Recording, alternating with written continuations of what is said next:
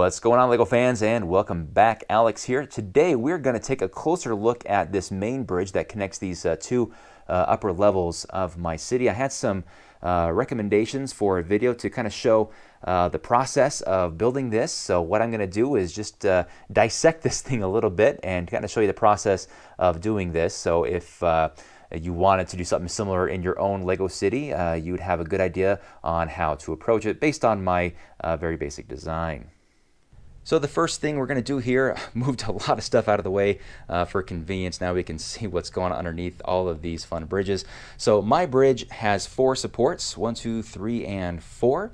And it's a very wide bridge because this is accommodating these 2 lanes of traffic, and these lanes are actually pretty wide. They're not like those old road plates that are very narrow. And I also want to have a pedestrian walkway go across it too.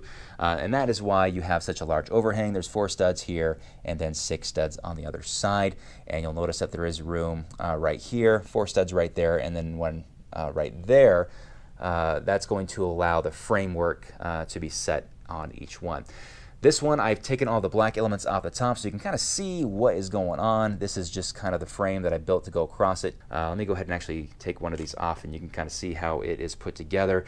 They're all very similar. Actually, I think they're all like the same except for color schemes might be a little bit different, but I try to keep them all in that same dark conservative grays, dark grays, and of course blacks. So the supports are all in. They're all nice and sturdy and ready to go. So that is stage 1, is getting all your supports lined up and very strong.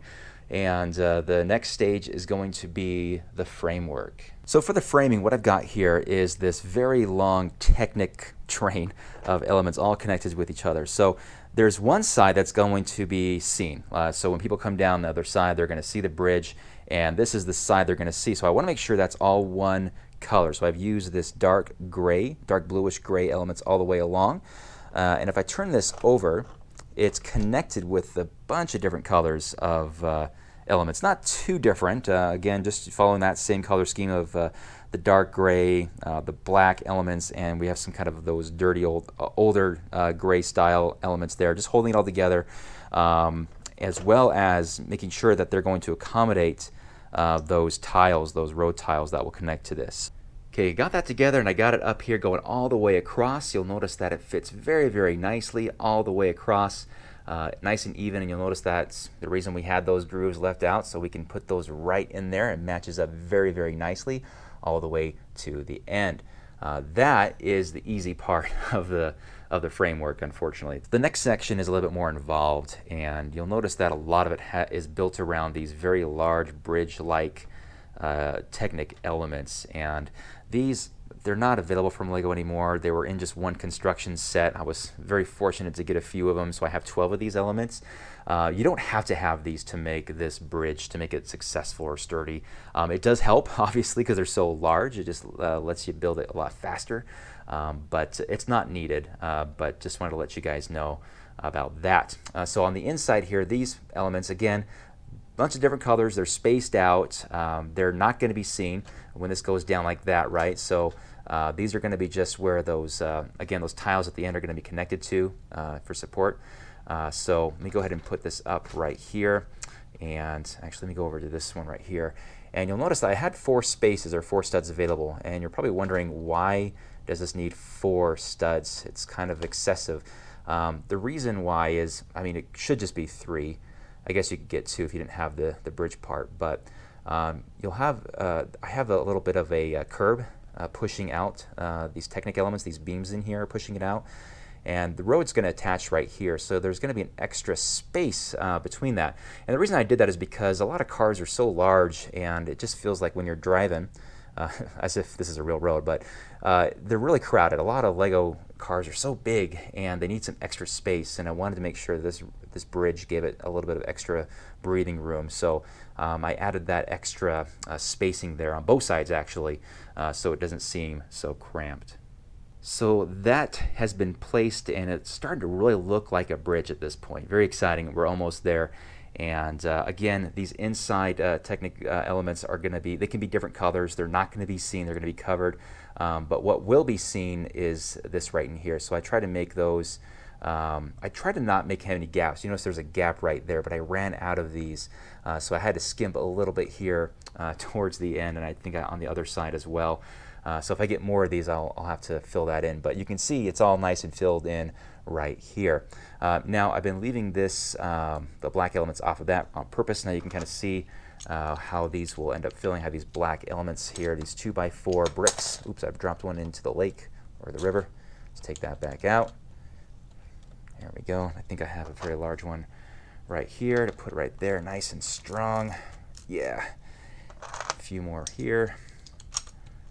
And it should come out with just one stud right there for our last frame. So let's go ahead and get that one in, and we'll go to the final stage. So this guy, again, you have these wonderful cheat elements, I'll just call them, for the bridge, and a lot of Technic beams, elements involved in this, and that's where a lot of your pieces are going to come from, is these. And I was fortunate, I found a lot of sellers on Bricklink, and I got a lot of these from those guys over time. And so this thing, whenever I take it apart, it's like all in a bunch of pieces. It's incredible how many Technic elements are actually used in this to make it work. All right, with that in there, the framework is all done. Looks pretty fun. Should match up very, very closely there at the edge.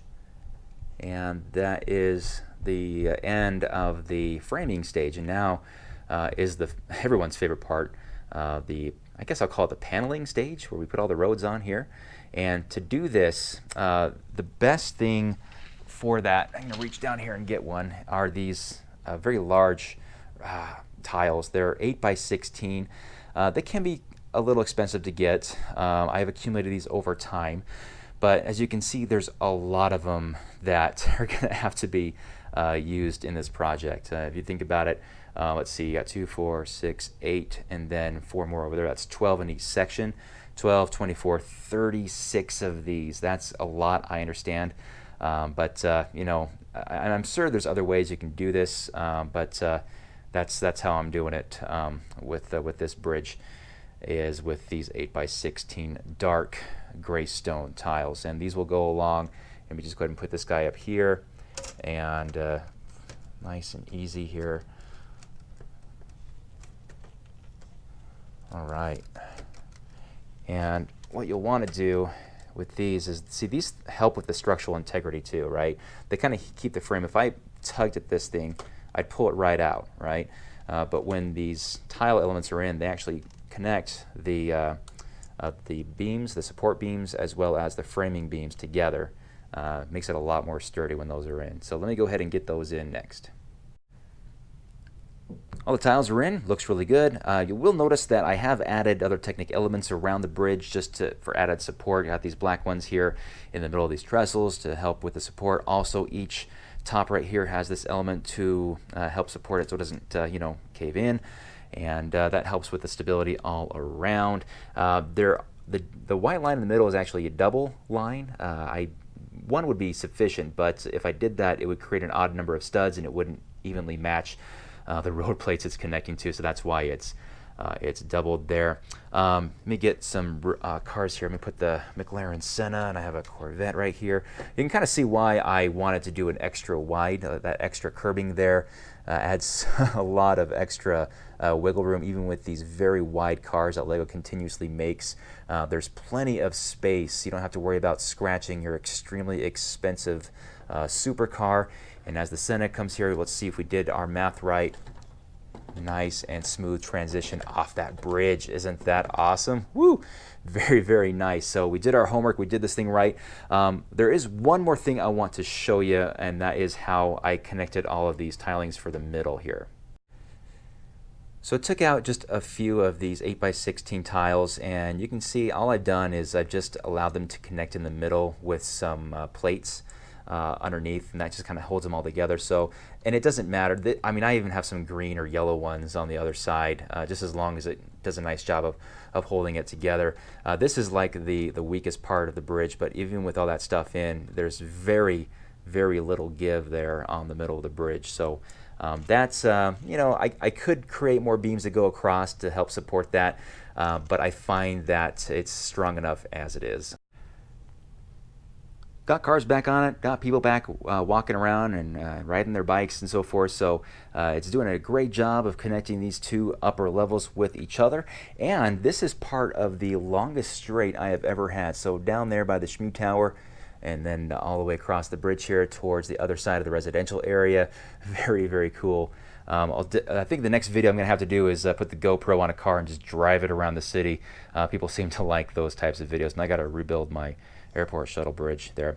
Anyway, I hope you guys enjoyed that video. Hope it gives some ideas on creating bridges, whether it's just like a small section like this or a very large section like this, which is about, I think, 60 inches in total there. So it's a fun project. It's a very cool mock, and I think it helps bring the city together and makes it look like a fun, thriving metropolis, right? Don't have a name for the bridge yet, so let me know what you guys think of any possible names for this particular bridge. I guess Ninjago Bridge might be a good one. I don't know. But those are always, I always enjoy your ideas on stuff. So got to put everything back together in here, and let me know what you guys would like to see next. And for now, that's it for me. We'll see you guys next time. Bye-bye.